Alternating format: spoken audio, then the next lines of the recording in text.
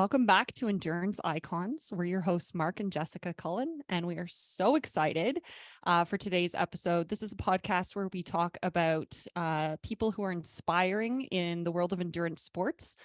And today we have Rach Mcbride.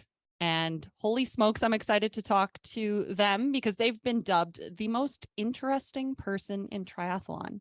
And today we're going to pick apart why. So welcome, Rach. We're so happy to have you on the show. I'm super excited to be here. Awesome. I'm going to dive into one of your claims to fame that you share on your Instagram profile, and I think it's so important. You are the very first non-binary pro triathlete. This is so special because I see you giving a lot of energy to education and support in a sport where I think we need more education, more awareness. I'd love to know a little bit more about you came out in 2020. How was it received? And then what are some of the steps forward that you see that the sport has taken? Let's start there. Yeah. So I came out, I guess it kind of was like official with the Triathlete magazine article in April of 2020. And I had been like slowly rolling out things before then, and about a year before then. And of course, like living my entire life as a non-binary person and just like finally finding the language and the realization of who I really was. And that, the reception was incredibly positive. So it was just a really, it was overwhelmingly very supportive from my supporters, from my sponsors, from the community, from the media. It was also, I think, it just happened to coincide, of course, with the pandemic when there was like no other racing happening. And so it was like I got to have a lot of space to have those conversations because people were looking for things to talk about when racing wasn't happening. So and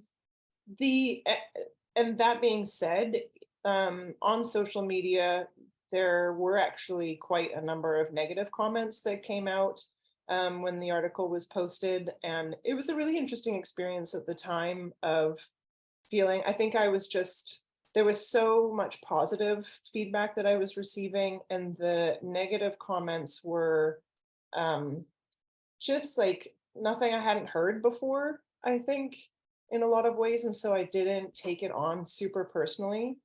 Now, as there's like so much more of an attack going on for the trans and non-binary community in the US particularly, it's starting to like hit a little bit closer to home and get a bit more stings a little bit more. But in general, it was like a really incredible experience of super, super positive and just so supportive. I'm happy to hear that. One of the articles that I read about that the whole story, I loved this whole idea of community. And I believe that you were talking about the importance of, not just having that male female check mark at the race, of being able to have a non-binary space to race. And you mentioned that the races that are accommodating this, that it feels like a new family because we've all come from this place of feeling outside. To be validated and to have the space to compete together is pretty profound. I loved that. And it seems like gravel racing has really taken the lead on this. Would love to know, is there any advocacy or support? Do you see this happening in triathlon as we go forward? Because I think that whole idea of making a space where everyone feels like they can race and compete as their true selves is important, especially in a sport that we all love so much. Yeah, gravel is like incredible in how they are opening the space for like diversity and inclusion. And so I think a lot of sports are taking their example. And, I think in gravel, they're really proving that like, if you build it, people will come. Like, there will be a community that shows up because there are probably already non-binary athletes who are competing in the binary. But if you create this space, it's only going to allow them a more positive space to race and bring in more folks who like maybe didn't see themselves in sport because it was so binary. What I think triathlon is quite far behind Mhm. um, um, a lot of other endurance racing, because we see non-binary categories in like so many of the marathon majors right now. There's an incredible advocate in the running community, Jake Fedorowski, who has created basically like a how-to of like how to include a non-binary category in running events, which is very translatable to any other endurance sport. And then finally, we have seen USAT at least include a non-binary category in their amateur racing at the national level.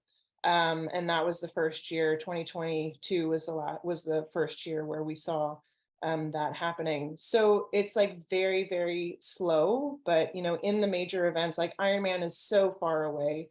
Well, I guess they have announced something, but there's been a lot of like kind of controversy around that third category, the open category that they've included. Um, so that's kind of like the latest, and then other race organizations haven't really done that aside from some grassroots races that are starting to include non-binary categories. So are these some convos you've had like with Ironman and like PTO and stuff like that? Like, have you been looped in on conversations like that as they go forward, or is that something you want to be looped in on? It seems like you're obviously a big advocate for it. Yeah, it's a tough call. So no, I didn't have any conversations with Ironman. With PTO, I have been, we've been working on a trans inclusion policy, and I've been advocating for non-binary inclusion, and that at least to like give non-binary athletes a guide as to like where they are able to compete at the PTO. Of course, with the PTO, that's a professional organization. We're not talking about amateur racing there.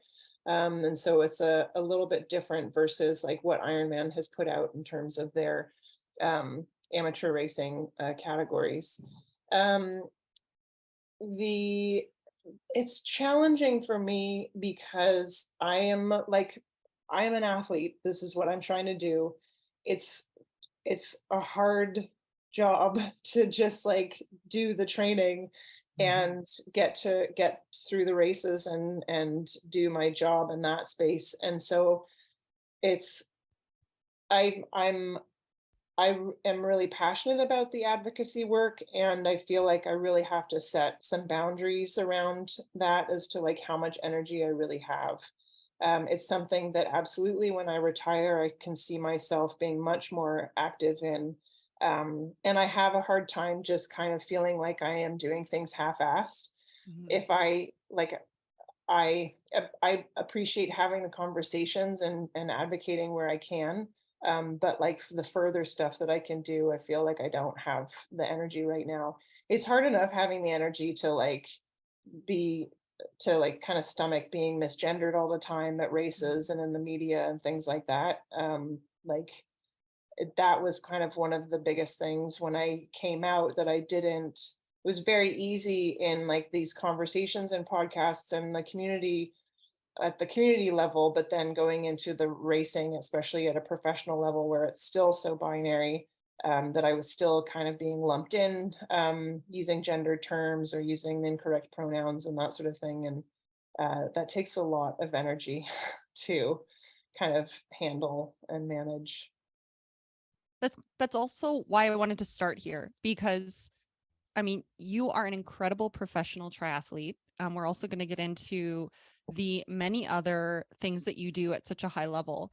And so you've been very open about this, but I wanted to start here because you're doing other things at a high level, but most people are not needing to advocate for a place or a space to feel welcome and fully themselves at these races. And so to just demonstrate that this is such a big part of your day to day that you need to do. This is an energy um spender because it takes a lot of time. Like, even so, you did this really great video with PTO, and you're constantly talking about it, and it is a gift to triathlon because this is really important.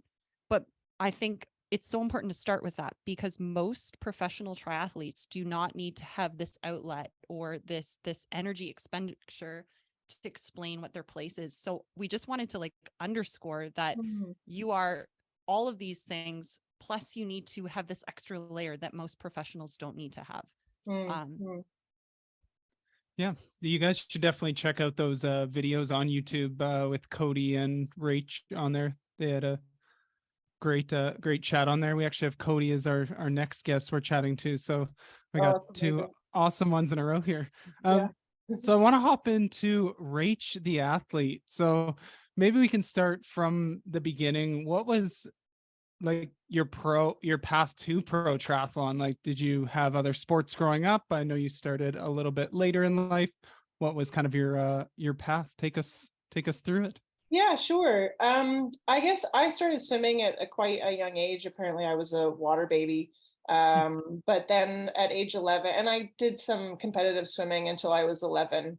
And I quit swimming when I was about 11. My parents were also runners. They did like 10Ks and things like that. And so I kind of grew up around my folks who were having fun doing local races and that sort of thing. So they were a really great example. I raced hurdles and track and field and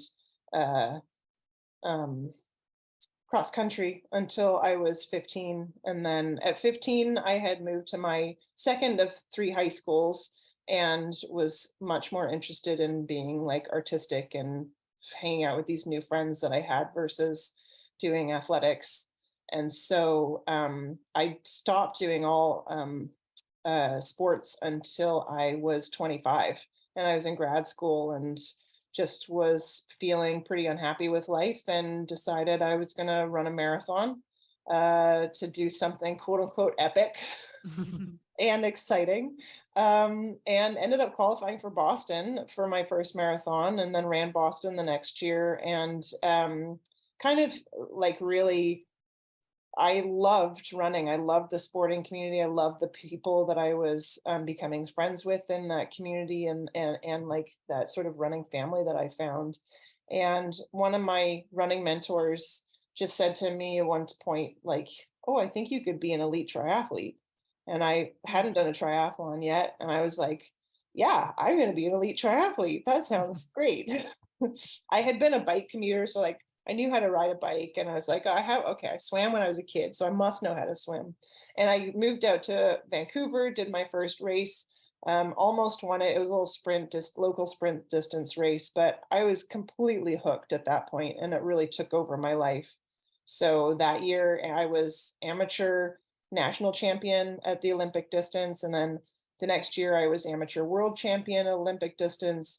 And then because I kind of gone from like 0 to 60 or a million in a very short amount of time, I got pretty burnt out. I had been doing some draft legal racing, like ITU, somewhat Olympic stream, but I just like got really burnt out having to work full time. And this, at that point, it was an expensive hobby. So I'm like, okay, I need to find something that and I wasn't super happy with the job that I was doing either.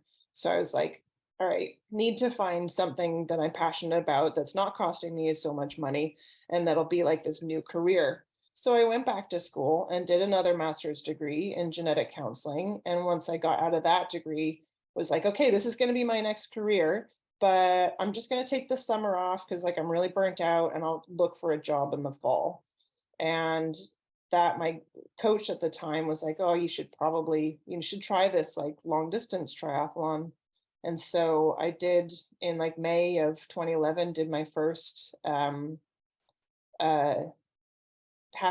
Ironman, and like won it by a lot, 24 minutes, and posted a time that would have put me like top 10 at the world championships. And so I was like, all right, I'm like 32 years old. I'm not getting any younger. Like I want to pursue this as a full-time job. And that was like 13 seasons ago. And I've just been like living the dream since then. And it's been absolutely incredible. I wouldn't have traded all of this for the world. That is so awesome. So you show a lot of like variety in your training and racing with gravel and triathlon and TTs, and you've done things like Red Bull 400. Clearly you love to race. I've seen in videos that you're like, oh, I'm going to race every single weekend for the next 6 weeks coming up, and you're got the minivan filled up with bikes and ripping around. How does this all work together to kind of allow you to continue to compete at such a high level? Because you're in your 40s now, still tons of race wins last year and still crushing it. So how does it all work together for you? Yeah, I just love saying yes to different races and different opportunities. A lot of things at the time I wasn't really taking seriously. So it's like Red Bull 400. I'm like, I had been training with a friend who had done it before, and he was like, you should really try this out. So I'm like, all right, whatever. Like, it's a Saturday. I'll go up, to the ski jump and do this race. And then end up winning it, and I'm like, okay, well, that just happened. um yeah, and I just love the variety, and I love having like different adventures. It was interesting, I think 2 years later, or the next year, I did Red Bull 400 a week after racing Ironman. um that was the very different experience. Ouch. Yes, that would hurt. Yeah, it's Like terrible. my legs hurt just thinking about that. Yeah, it was so horrible. Um, and then yeah, I think it's just like the community that I was around when I first started training out here in Vancouver for long distance stuff were road cyclists who rode a lot of gravel. And I kind of learned that, oh, like these road bikes can go on gravel too.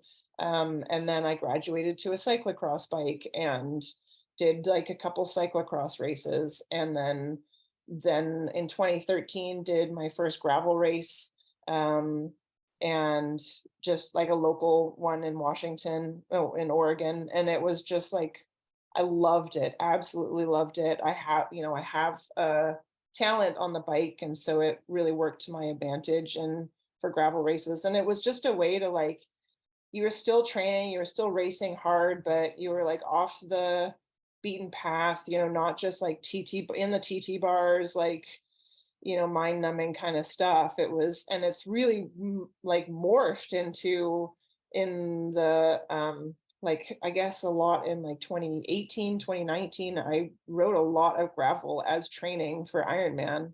Hmm. And it's just like really, it's kind of switched things up. And then, yeah, last year ended up with the Lifetime Grand Prix, which was a series of gravel and mountain bike races, um, that they had done as kind of like a pro race series for the first time in the gravel world. I had the opportunity to participate in that, which then took me into the whole like mountain bike racing world, which was amazing and terrible because I kept hurting myself all over the place. And so, yeah, it's just this. I just like the switching it up a little bit, and that's, yeah, just like kind of going all over the place, and it keeps me interested in the sport. I mean, I've never lost interest in triathlon. Like, I've always loved it. And it was interesting doing the Lifetime Grand Prix last year, got me back into doing 70.3s. I had moved from like, I started my career with about 6 or 7 years of just 70.3s. And then I finally got into the world of Ironman and full distance racing. And I spent like 5 years trying to figure it out, and like really failing a lot in my in what I consider failure. Um, and kind of forgot about how exciting it is to race 70.3s, and how, I guess, how good I am at it in some ways. And so it was kind of a lot of fun last year to really jump back into that and do a lot of really hard racing, in a number of different types of events. That's awesome. And your cycling is so strong in races. And I love how you almost play. Like you have so many different types that you dabble around in. And I get the gravel, but one of the things that I'm wrapping my head around is the mountain biking, because that is still, it's such a different type of riding. What was the learning curve for you there, to hop in, especially because you're competing pro in a sport where it's like, we're just going to stick to the wattage and go, and mountain biking is about as different from that as you can possibly get. Oh gosh, yeah, it was pretty nuts. So I got my mountain bikes at the beginning of 2022, and of course here in Vancouver, the riding is insanely technical. Yes. But one of my best friends, Nathan Killam, is an avid mountain biker, and he took me out on a couple of rides to like, I learned a few things from him. But on that second ride, I ended up at very low speeds, like just couldn't get up and over something, and must have knocked my knee really, really hard on the frame and bruised my patella. So I had a bone bruise, wasn't able to bike or run for 2 months leading up to the Ironman World Championships in St. George. So that was my intro to mountain biking. Ideal prep for a world champs. Oh my goodness, it was absolutely nuts. Yeah, I ended up having like literally 2 weeks of solid training before Ironman World Champs. Not ideal. But I fell in love with mountain biking like right off the bat. It was just so fun. I'm definitely a lot better going downhill, and am able to like take more risks going downhill than going uphill. But then and so then up until then my first race, my first mountain bike race was going to be Leadville 100, which like Cool. insane like first mountain bike race to do. Just Like go at elevation and yeah, totally. Very Yeah. on brand for you though. all in. Yeah. It's like 160K at 10,000 to 12,000 feet of elevation. Sure, no problem. What was a lifesaver though is what I actually got into the stage race that was 2 weeks beforehand. And the stage race was basically the Leadville course broken up over 3 days, which was absolute money to do. Unfortunately, on the first day, because I don't really know how my bike works all that well, I raced that first stage with like my front fork totally locked out. So I had no suspension in my front fork, and I had my tires pumped up to like something ridiculous, like 35. And so I was just like sliding all over the place. I crashed on the first downhill. I was so frustrated because I was just like, I thought I was a good bike handler. Like, what's happening? I'm a terrible mountain biker. So I, asked around, asked questions, asked for help. And one of the other racers was like, maybe you should try this tire pressure. And I ended up crushing the next two stages, which was awesome. So I had a lot of confidence going into Leadville 100 because I was like, I know the course. In between that too, I won Boulder 70.3. So I'm like, all right, I guess my fitness is there, like, and I can race well at elevation. Not a problem. Like we're gonna go and have fun at this. Have you done any Xterra yet? No, people keep asking me that. I love the yet. Yeah, I know. Well, it's true. It's like I'm like, well, before my excuse was, oh, I don't know how to ride a mountain bike, so I can't do Xterra. But now I don't have that excuse, and I love trail running. I think it would be awesome to try some Xterra. Absolutely. That world champs there in Maui looks just epic too. Yeah, exactly. It'd be so cool. Oh man, I feel like you would crush at that. Coming up soon, no doubt. Yeah.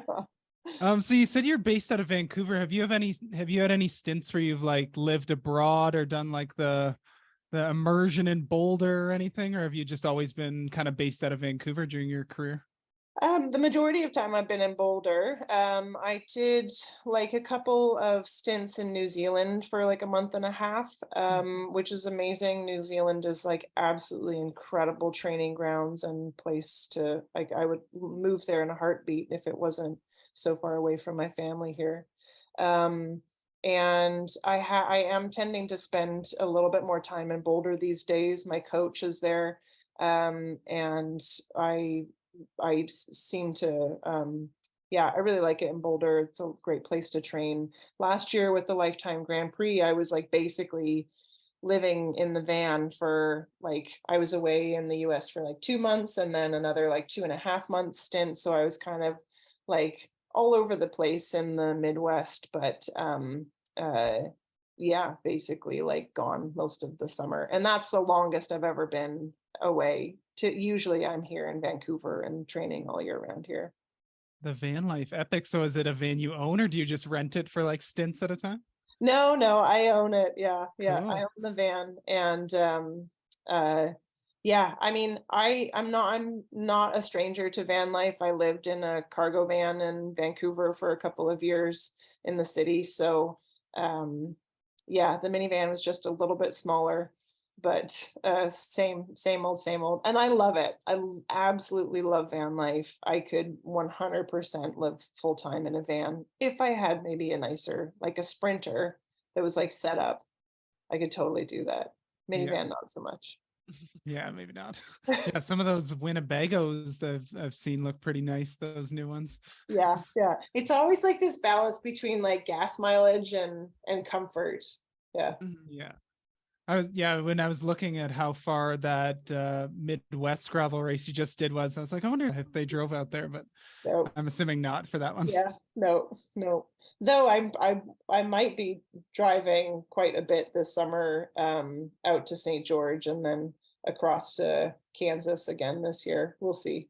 It's like I've realized how much I'd much rather be driving around and doing the road trip thing versus flying, like flying with a bike. And I think I'd have to at this point I'm gonna start having to travel with like two bikes. So like flying with two bikes just sounds like a nightmare to me. Hmm. Yeah, that's a Too lot. much, too much luggage. So when you talk about your actual training, do you spend like most of your time on gravel bike, TT bike? Does it depend on time of year? And like what when you look at a training week, like are you a super high volume person, or do you err on the lower side? What does that kind of look like for you? More recently, since I started working with my coach Mateo, that we're in our second year of working together. I do spend a lot of time on the TT bike on the trainer. It's just really efficient. It's safe. It's really like you don't have to worry about what the weather is like or stoplights and things like that. So I've really kind of leaned into the whole trainer stuff versus like the first majority of my career where I was like, I hate riding inside. I'm always going to be riding outside. Um, and the level of like the amount of gravel riding I do now depends more on like how close I am to a gravel race. So if leading up to a gravel race, I will spend more and more time on the gravel bike and less time on the TT bike. I find like from my experience last year, I found that it translates really, really well. Like just doing the TT, having the bike fitness, for me, it feels easy to translate into the gravel bike. So I don't feel like I need to spend a whole huge chunk of time on the gravel bike, even though I really love doing it. The majority of my workouts are more structured. Um, and I am definitely a low volume athlete. I have learned from experience that I am way too prone to injury to be a high volume athlete. I wish I wasn't. I wish I could go and like run forever. But that's the thing that I am most capped at. I mean, even last year, I was run injured quite a bit, and I would say I averaged like 3 days a week of like 45-minute runs with barely any intensity. And I was still like super impressed with how well I was able to run off the bike. And I think that was just an aspect of like how good my bike fitness was. Um, but yeah, I really have to watch my volume because my body does not like high volume stuff. You're the second person in a row we've had on. We just had Tamara Jewett on the last one too, and she was the Mm, same thing, runs 3 days a week as well. And yeah, you've yeah. seen her runs as well. So it's like Oh I think yeah, there's something to staying away from injury and staying far away from that. And there's so much fitness to be forged on the swim and bike that can complement that. So it seems like that seems absolutely. to be Yeah. working. Yeah. And I think that especially for Tamara, and then I know that uh gosh, Jesse Thomas. was also a really low volume runner and was still like, I think those kids have like a very good like run background. Yeah. They're already fast say. runners. Yeah. So it's like the swimmers who can just like bank on their swimming. They're just like, I just need to swim like twice a week and I'll be fine. That would be nice. Yeah. I wish. Wouldn't it?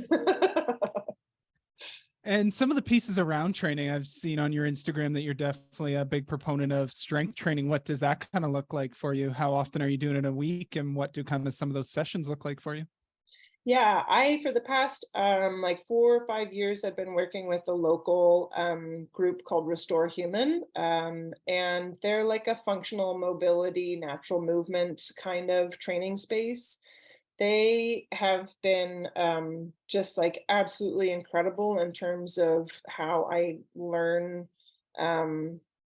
just more like proprioception of my body, like just learning what things feel like, learning how to just be more mobile, learning the importance of mobility.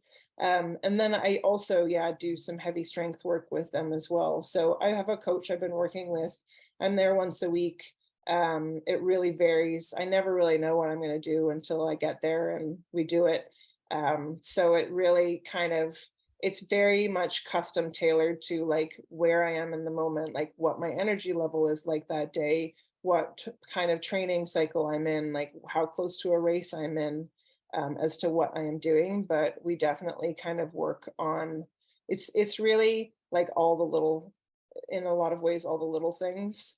I really get a sense, it's like a weekly check-in of like how my body's doing, what's going on, where things seem to be a bit tighter or not as mobile, what's not firing properly, that kind of thing. So I have a little like idea of like, okay, what do I need to work on?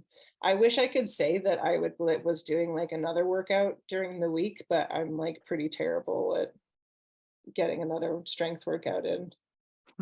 I would really Yeah, like to, but it doesn't happen. yeah, you do what you can. Yeah. So what are some of the other anchors you have around training that allow you to continue to perform at your best? Maybe things around like nutrition or recovery, things like that, that you think really help you continue to crush it at the top level? Um, Gosh, what do I? Um,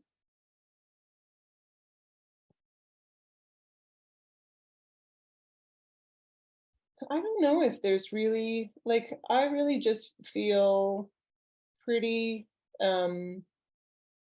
well, no, that's not true. So yeah, last year I worked with Scott Tyndall, the nutritionist, with Fuelin, and they like, it was a pretty huge game changer for me in terms of understanding just being a bit more on top of my nutrition. And I really, really revamped my nutrition actually last year, which I think was a huge component to leading to my success in triathlon. So I used to struggle a lot with GI issues on the run. And and I've spent like my whole career trying to figure out like why this was happening and how to mitigate it. And somehow we unlocked that with like Scott and I figured it out. And it was just like a pretty massive transition for me to understand, to like now be able to go out and run and not like have to find a bathroom every time, Mhm. basically. So, and then in races to be able to like actually race the whole race and not have to stop. It's like been huge, absolutely huge. So, I definitely pay a lot to my nutrition. The big change that we made was actually going to a much lower fat diet. I had slowly crept through the years, had just like started eating more and more and more fat, so that like I I used to talk about how much mayo I ate and olive oil. Like I used to put mayo on absolutely everything. It was like my condiment. But now I can't do that anymore, unfortunately. So with Scott, you worked on both day to day and like in race nutrition, Yeah. a combination of both. Yeah, absolutely. Yeah. Yeah, there's that. And then precision hydration has been really great working with the PTO athletes. And so I got a lot of great information from them as well, like did a sweat test. So understanding like definitely for race nutrition, a lot more what I needed. So a combination of those two last year were like pretty huge in terms of the nutrition component. And then otherwise, like I have a massage therapist who is absolutely amazing. That's actually where I was before I am here now. I've been working with him for like I don't know 8 or 9 years now. And we've just I see him weekly, and again, it's like also kind of a check-in of like, okay, what is feeling really terrible right now? And Yeah, so those are, I think, are like the biggest components that I feel like I use on a day-to-day or at least like a weekly basis to keep myself in between workouts healthy. Yeah, the last one I noticed on I believe it was your Instagram is that you use Inside Tracker as well. How often do you get those kind of blood tests done, and have you learned anything illuminating from those? Yeah, that has been a really fascinating experience. So I get Inside Tracker about every 3 to 4 months. Mm. Um, and it's been a really fascinating experience of like learning that I am like overdosing on things, like overdosing on vitamins and minerals of certain kinds. And so it's been really cool to learn that and to be able to like see the progress that I'm making in terms of cutting down on some of that.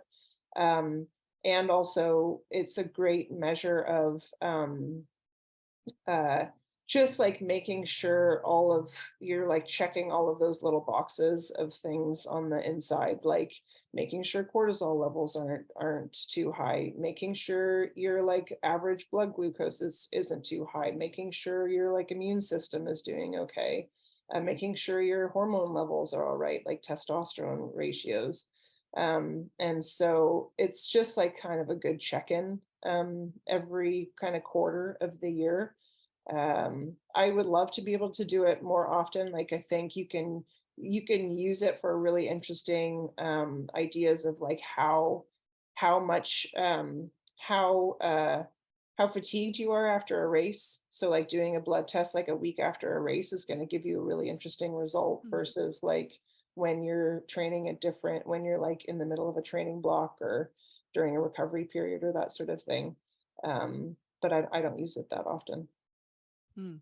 You mentioned cortisol, which is often linked to stress. Most people, when they have a full-time job, don't layer another, job on top of that. You have in your Instagram, you say sex geek, and that you also work for options for sexual health.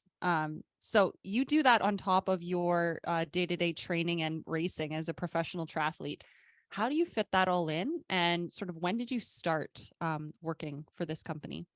Yeah, so yeah, Options for Sexual Health is like a not-for-profit here that does like sexual health education and primary care. It's like Planned Parenthood of BC, basically. And I mean, truly, I only work like one shift a week or so. Um, and so it's not like a huge time commitment, but it really is like it gets my head out of this triathlon bubble, and it really like it makes me feel like I'm helping people. It's a really wonderful organization to work for. I feel really proud to work for that organization. I started there back in 2009, Oh. right before I got into my last degree. And I started volunteering in one of their clinics, and then once I graduated, started working there, just as like something to like keep me afloat as I was starting on my pro triathlon career, and financially. And then I just continued. I can't imagine, like, even though sometimes I'm like, oh gosh, I'm really busy, I'm really tired, I don't really want to work a shift this week, but I always once I'm in there and I'm working and afterwards, it just like makes me feel so fantastic. It's a bit of a reset in terms of like kind of getting out of that triathlon world a little bit. I love that. We've heard that from others where it's having that other thing to help you see something beyond triathlon, even though triathlon's a pretty great world to be in. It's perspective is awesome. And it's so wonderful to see that you found something that also sort of fills your cup and brings you joy too. Yeah, it's so true. You can really get, and you see this, I think, with a lot of amateur folks as well, just getting very stuck in this like triathlon bubble, and it's very serious. And you kind of lose that like joy of just like, this is this amazing sport that we're able to do. And we don't need to take it so seriously. And if like this little thing goes wrong, or you miss a workout or something, like, it's okay. You're gonna be That's okay. that's why I appreciate On Your Left Triathlon bringing some humor to triathlon on Instagram. Always a good Yeah, laugh there and keeping things light. We need more of that. totally. Like, it doesn't need to be this like snuffly sport. Relax, people. Yeah, it's fun to have. Yeah, it's fun to have triathletes making fun of themselves. Yeah. I think more of that is needed. And I also love like the playfulness that you bring to, I mean, even just the fact that you don't just, I can only be on my TT bike and I can only be driving in a very straight line. Like you're like, I will, you know what? I will get a bone bruise by doing mountain biking and I will do a wild gravel race. And, you know, it's so this at the end of the day, if you can't find joy, you need to do this many, many hours in a week. So I just think it's so great that you sort of fit together this wild, incredible, fun puzzle piece. Which is also why I want to talk about like you were a cello player, and I think professional cello player, like at a very high level. Talk to us a little bit about like I see a cello in the background for those who are watching online. Um, Talk about the role that cello plays in your life. Yeah, so I mean, it's hard, it would hurt. I don't know if it would be super accurate to call myself a professional cellist, but I definitely at some point like considered cello as a career. I started playing when I was 9, so I've been playing for a really long time. I just love the instrument. I loved playing, and I was classically trained until I got to university, and then discovered this whole world of like being in bands and playing with like doing improv and like doing improv with like improv dancers and like all of this really kind of cool, fun, creative stuff. And so I got really involved in like the Toronto music scene, and was just like this. This was before I was an athlete at all. And so I basically filled my time with cello projects and had an absolute blast. Um, Now it's a bit challenging to fit it all in. I kind of like every like 5 or 6 years, I have some kind of gig that pops up that I have to like panic practice for. And so I'm like inspired to like start playing a bunch more. So that keeps me active. And I do have a dream of like, I have ideas of like music I want to write and music I want to play and create. But I just don't have the time for it right now, unfortunately. And also you're a fire spinner. Yeah. I mean, Explain. just like a fun hobby that I learned also when I was in Toronto. And yeah, I used to like spin fire. I've spun in front of or inside different clubs in Toronto. Um, and now it's just like it's like a party trick, basically. Um, yeah, Cooler so than any of my party tricks. We need that coming down the finish line, like winning a Oh yeah. 70.3. And you're just spinning fire. That would be epic. Imagine those race shots. Even better, I can blow and eat fire, so it's like I should be like, Whoa. blowing fireballs right coming down the finish Oh chute. That'd my be pretty goodness, this needs to happen. That is so cool. lit. Okay, so like hard left turn, but was it like how did you learn to do that? Like is there a trick to being able to I've never met a person that can do this. So Hmm. I just want to explain. Yeah. I mean, there's like some really great videos online, and like I think there's even an app. I have an app on my phone that like gives you a play-by-play of like how to start spinning poi. So it's called poi or fire poi. It's definitely based in like South Pacific kind of traditions, and it is, you can start with, I just started with like practice ones. So I'd made on the end of a chain or a string, you can just like tie a tennis ball and put some loops on the end, on the other end for your fingers, and you just like start practicing. There's lots of information online. And then I learned from someone who was originally from New Zealand, actually. And so you kind of just like slowly graduated to doing some basic tricks with them on fire. I have hit myself in the head and on other parts of my body like very hard with flaming poi, but thankfully haven't caught myself like super on fire. Yeah, it's just one of those things that like I I just kind of picked up and really enjoy doing. Amazing. And I know we're bouncing around, but I'm sort of like unraveling all of the different things that caused you to be called, and rightly so, one of like the most interesting person in triathlon. You mentioned that you have, I believe it's a double degree in genetics. Mhm. So is there anything that you use in triathlon, or that your genetics degree has added to how you have in your day to day? Is it influence your triathlon in any way? Um, I think the biggest thing is just being able to understand some of the science and like exercise physiology. So it's like I can like read scientific papers. I can understand like some of the medical and the exercise physiology stuff. Um, like having that kind of science brain is helpful in that sense for sure. Um, but otherwise I don't think it's very helpful. It's impressive. You might be the only person in triathlon with a double degree in genetics. Well, there are definitely like especially in the female field, there are like there's Dr. Amanda Stevens. She was like a medical doctor.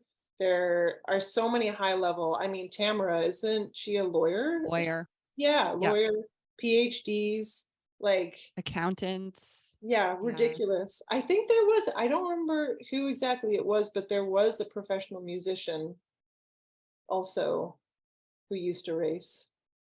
Yeah, there's incredible gifted people in triathlon and Yeah. beyond, like lots of career options, but I love that they chose triathlon. I know.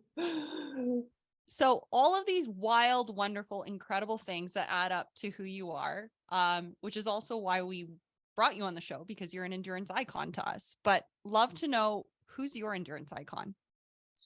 Oh gosh, that's a great question.